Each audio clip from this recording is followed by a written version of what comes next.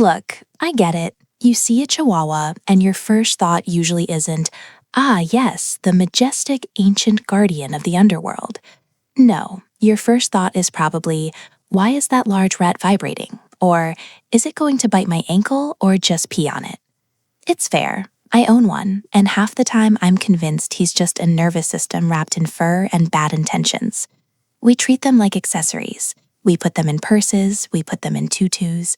We made them the face of a taco franchise in the 90s. We have effectively turned this animal into a punchline. But, and stick with me here, what if I told you that the little trembling ball of rage at the end of the leash has a history that is darker, weirder, and way more metal than you could possibly imagine? Seriously, if these dogs could talk, which thank God they can't, they're loud enough as it is, they wouldn't tell you about the dog park. They tell you about the rise and fall of empires.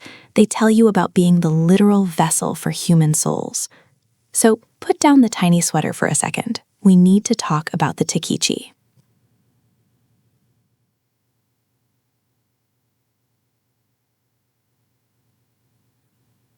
Okay, so before the Chihuahua was the Chihuahua, it was the Techichi.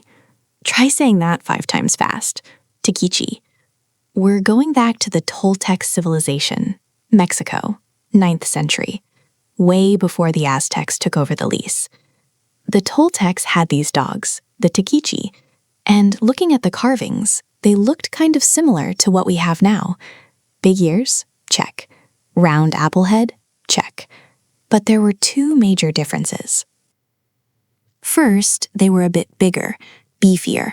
Not like German Shepherd beefy, but they didn't look like a stiff breeze would knock them over. And second, and this is going to sound like a lie, but I promise it's true, they were mute. Yeah, they didn't bark. Can you imagine? A Chihuahua that doesn't bark? That is literally the dream. That is the perfect organism. I love my dog, but if he had a mute button, I would pay thousands of dollars for it. But the Techichi just existed, quietly, stalking around the Toltec pyramids like silent, tiny ghosts. They were beloved pets, but they weren't just for puddles. They were, well, we'll get to the food part later. Let's keep it light for a minute.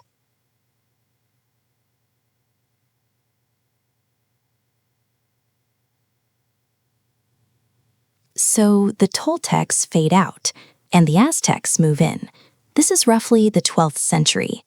Now, the Aztecs look at this little quiet dog and go, you know what? This isn't just a pet.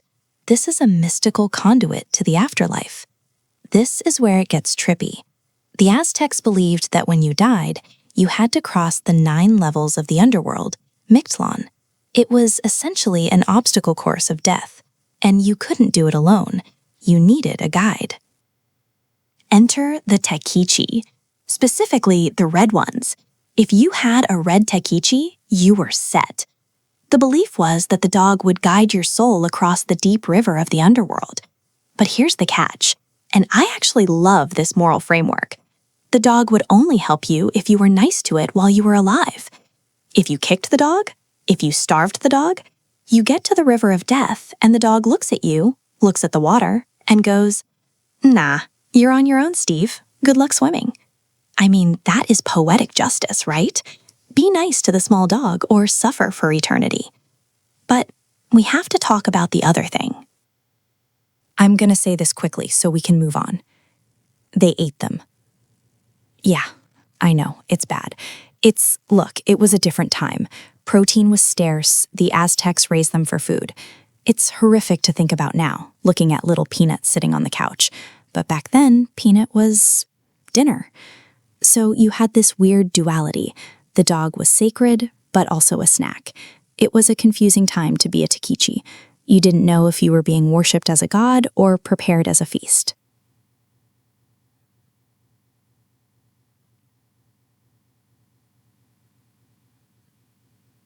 Then 1519 hits. The Spanish arrive. Cortez, the conquistadors. It's a disaster. The Aztec Empire falls. Disease, war, chaos. The whole society collapses.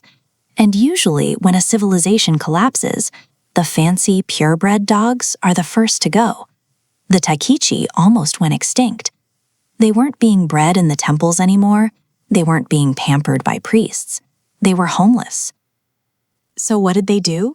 They did what any survivor does. They went off the grid. For hundreds of years, these little guys essentially vanished into the Mexican wilderness. They went feral. Just imagine that for a second. Packs of tiny, silent dogs roaming the countryside, probably hunting mice, hiding in holes, developing that shaking reflex because, frankly, everything in the wild wants to eat you when you're 6 pounds. They had to get scrappy. This is probably where the attitude comes from. You know that thing where a Chihuahua will try to fight a Rottweiler? That's 500 years of survival instinct kicking in. They had to be bluffing 24/7 just to stay alive.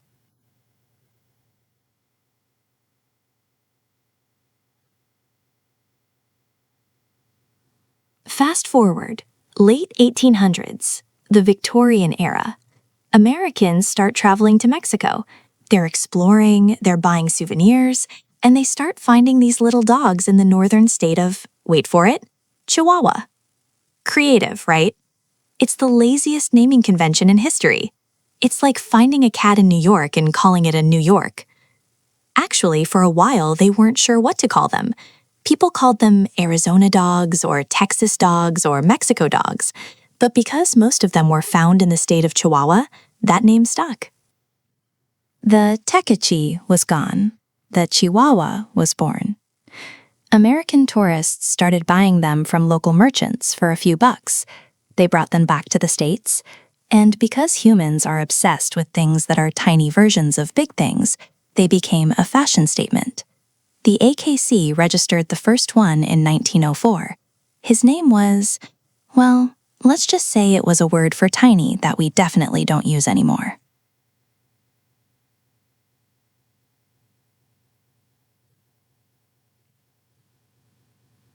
And that brings us to today. We took a wolf, we shrunk it down, we made it mute, then we gave it a bark back. We worshipped it, we ate it, we let it run wild, and then we put it in a Louis Vuitton bag. It's a wild ride. So, the next time you see a Chihuahua shaking uncontrollably at a coffee shop, don't judge him. He's not just cold, he's carrying the generational trauma of the Aztec Empire. He's remembering the days when he was a god. He's wondering why he's wearing a sweater that says, Mommy's Little Monster. He used to guide souls across the river of death. Now he just wants a piece of your croissant. Give him the croissant. He's earned it.